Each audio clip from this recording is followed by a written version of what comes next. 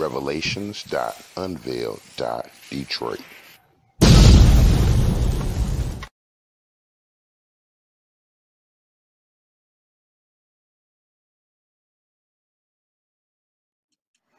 The American Descendants of the Enslaved History by the Equal Justice Institute.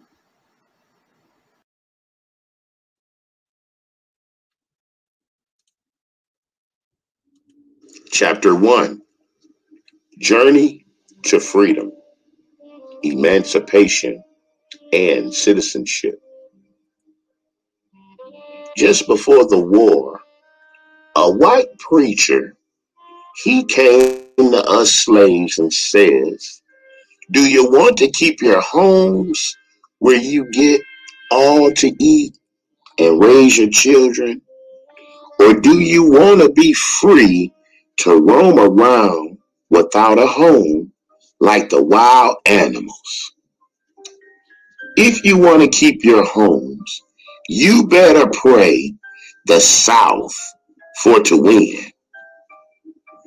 All that wants to pray for the South to win, raise your hand. We all raised our hands because we were scared not to. But we sure didn't want the South to win. Mr. William M. Adams, formerly enslaved in Texas. During the transatlantic slave trade, an estimated 10.7 million African men, women, and children were kidnapped and sold into captivity in North America, South America, or Central America. An estimated 2 million more people died during the brutal voyage across the Atlantic Ocean. Though enslavement existed in other parts of the world, the unique system that developed in the United States became a racialized caste system rooted in a false but violent and persistent ideal of racial difference. Chattel slavery in this country permanently deprived the enslaved of any legal rights or autonomy and permitted their violent economic exploitation. Enslavement in the English colonies persisted after the Revolutionary War and the creation of the United States. Indeed, as the United States laid the foundation for its experiment in freedom and democracy, it also oversaw and benefited from the kidnapping, human trafficking, lifelong bondage, and complete dehumanization of African people. A system of enslavement repeatedly enforced by the nation's courts, political institutions, core documents, and most revered founders. In 1808, Congress banned the international slave trade and halted the trafficking of African people to the country, but did nothing to end enslavement within the nation's borders. This resulted in a large unmet demand for enslaved Black people, especially in territories like Mississippi and Alabama that were gaining statehood and attracting white settlers with agricultural ambition. The domestic slave trade emerged to fill the void. The potential profit to be made from selling Black people already enslaved in the country skyrocketed. Though less well known than the transatlantic slave trade, the domestic sale of enslaved Black people from the upper and eastern South resulted in the trafficking of millions, including many free Black people kidnapped and sold into enslavement, and fueled a massive increase in the deep South's enslaved population over the next 50 years. Over 4 million black people were enslaved in the United States, more than any more than at any point in the nation's history. An unprecedented number of black people in this country were trapped in brutal, inhumane conditions. Even as growing political support for the abolition of slavery pushed the country close to war, few white people who supported a legal end to the institution expressed a commitment to eradicating the harmful ideas of racial difference created to defend it. Inequality after enslavement. On the question of racial equality, there was often little distinction between slavery's white supporters and detractors. God has made the Negro an inferior being, not in most cases, but in all cases, leading pro-slavery New Yorker John H. Van Avery wrote in the 1850s. Even New England abolitionist Dr. Samuel Gridley Howe openly expressed the view that black people were naturally inferior to white people. He tried to drum up support for abolition by assuring white people that black people would dwindle and gradually disappear from the people of this continent if freed. Clearly, an end to enslavement alone would not emancipate black people from racism. But first things would have to come first. In South Carolina, the first state to secede, legislators declared that an increasing hostility on the part of the non-slaveholding states to the institution of slavery was a primary catalyst for their action.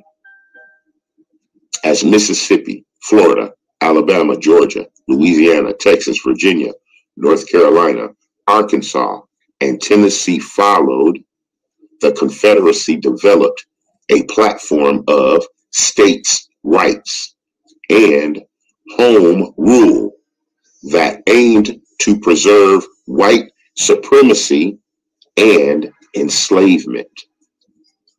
Even before the war's end, Confederate hatred for black autonomy and power led to brutal attacks. Black soldiers in the Union Army symbolized the height of black disobedience and became immediate targets for violence that exceeded even the bounds of war. When an outnumbered colored unit of the Union Army surrendered at Fort Pillow, Tennessee, to Confederate forces on April 12, 1864, the rules of war required the Confederate to take the 262 black soldiers as prisoners. Instead, the Confederates massacred the black men along with nearby black civilians. A later federal investigation concluded, it is the intention of the rebel authorities not to recognize any of the officers and men of our colored regiments as entitled to the treatment accorded by all civilized nations to prisoners of war. On March 10, 1865, Confederate soldiers in Darlington, South Carolina, hanged a young black woman named Amy Spain from a sycamore tree on the courthouse lawn. Accused of treason and conduct unbecoming a slave for aiding Union forces who had briefly occupied the town.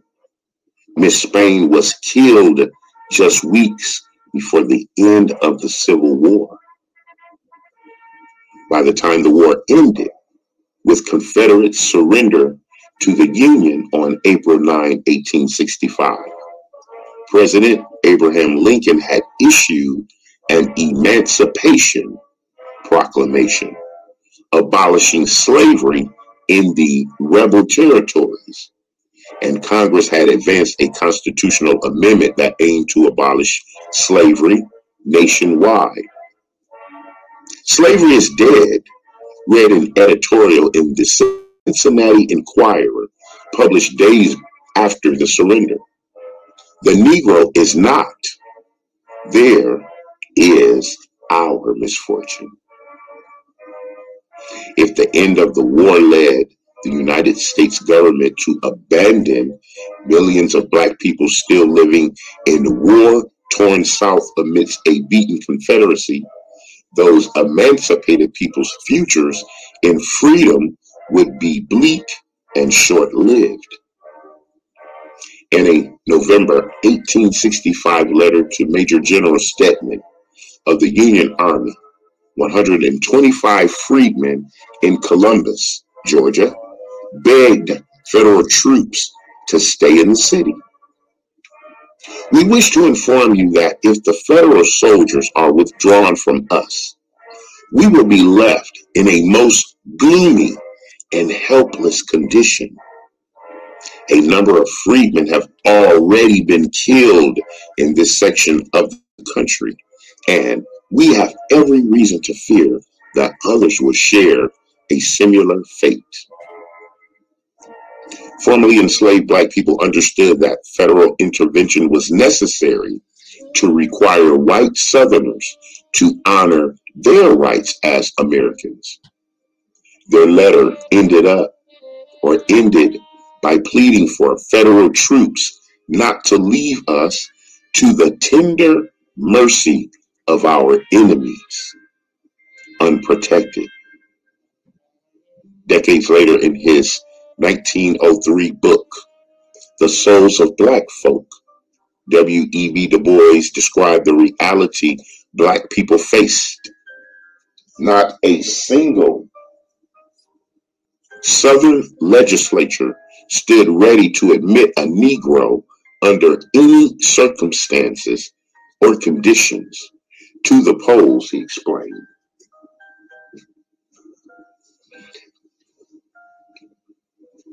Not a single Southern legislator believed free Negro labor was possible without a system of restrictions that took all his freedom away.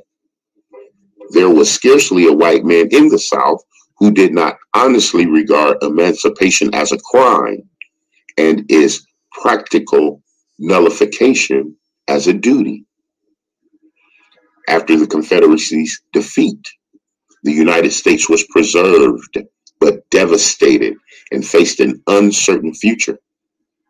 Many of the day's most pressing questions asked, what will happen to the entrenched institution of slavery? And what fate would befall the millions of Black people who had been enslaved at the war's start? The 1863 Emancipation Proclamation left these questions unanswered. How the nation would travel from war to peace depended on how it would chart Black Americans' path from slavery to freedom.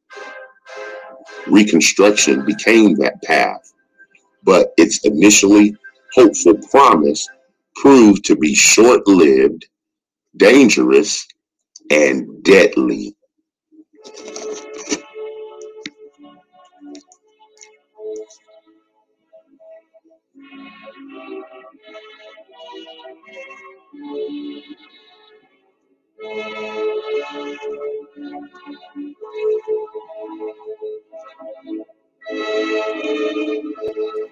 The American Descendants of the Enslaved. History. by the Equal Justice Institute.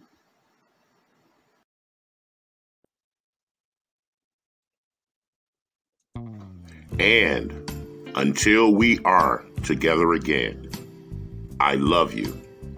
I love you. I love you. To be continued. Revelations.Unveiled.Detroit.